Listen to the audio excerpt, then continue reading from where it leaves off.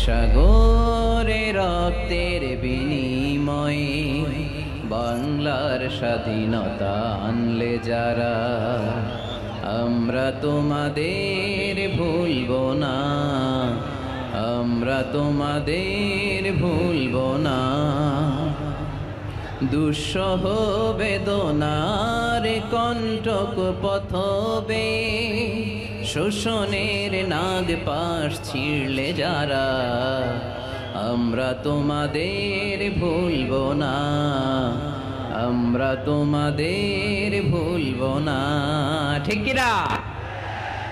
সকল মুক্তিযোদ্ধাদের কবরগুলোকে আল্লাহ তুমি জান্নাতের বাগান বানিয়ে দাও, পড়ি আমিন।